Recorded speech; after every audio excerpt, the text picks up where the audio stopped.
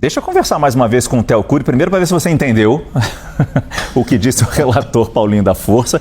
Acho que entendemos, que a gente conseguiu fazer as contas e conversando com fontes e entendendo como funciona essa possibilidade de redução de pena prevista no projeto da dosimetria.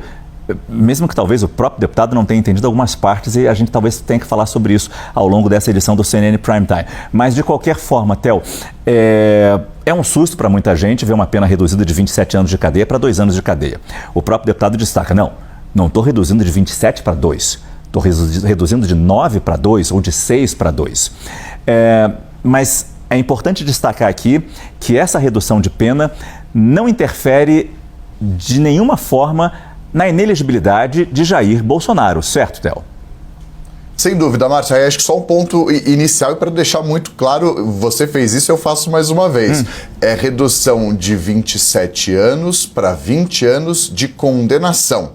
E aí o que reduziria seria o tempo de prisão dele, em regime fechado, que foi determinado pelo Supremo, que você diz perfeitamente, de 6 anos em regime fechado para 2 anos, como todo mundo tem direito daquela progressão quando se é réu primário, por exemplo. Então, há um tempo em que é reduzido, um tempo da contagem da pena total a que a pessoa foi condenada e sentenciada, o tempo que ele vai cumprir em regime inicialmente fechado. Não só réu primário, né, Theo? Desculpa, não só réu primário, exatamente, mas também conta por se ele trabalhar na prisão, e estou falando ele usando o ex-presidente Jair Bolsonaro como exemplo, mas vale para todos. Se ele trabalhar na prisão, se ele estudar na prisão, contando o tempo que ele já ficou preso antes do início da condenação, inclusive em casa, na prisão domiciliar.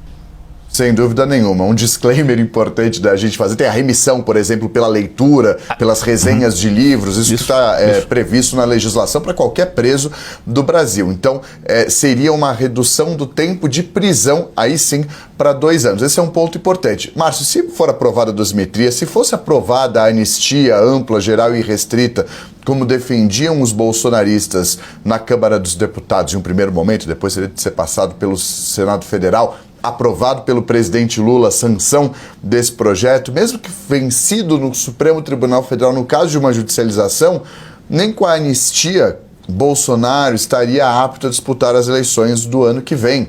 Por quê? E aí a gente separou uma tela justamente para ficar muito claro as inelegibilidades impostas a Jair Bolsonaro ao longo desses últimos anos. Ele foi condenado em 2 ações em 2023 pelo Tribunal Superior Eleitoral. Vocês veem aí. Primeiro, pela reunião com embaixadores que aconteceu em julho de 2022 no Palácio da Alvorada, na residência oficial da Presidência da República, quando ele convocou embaixadores de dezenas de países para apresentar mentiras sobre as eleições, sobre o sistema eletrônico de votação, que acabou sendo, inclusive, rejeitadas todas essas mentiras pelo próprio TSE e pelo Ministério Público Eleitoral, na ocasião, chefiado pelo Procurador-Geral hoje da República, Paulo Gustavo Goné Branco. Foi condenado pelo Tribunal Superior Eleitoral em 2023 à inelegibilidade até 2030. Na sequência, em um outro julgamento, também no TSE, ele foi condenado à inelegibilidade até 2030 por ter desvirtuado os desfiles em celebração dos 200 anos de independência do Brasil em 2022, transformando o desfile de 7 de setembro daquele ano em um palanque na busca pela reeleição, com recursos públicos e transmissão ao vivo da TV estatal, da televisão estatal. Tudo isso, esses 2 primeiros casos, fizeram com que o TSE declarasse a inelegibilidade de Jair Messias Bolsonaro. Houve recursos foram rejeitados. Ponto. Agora, em setembro, a primeira turma do Supremo Tribunal Federal o condenou a 27 anos e 3 meses de prisão por liderar um esquema para se perpetuar no poder.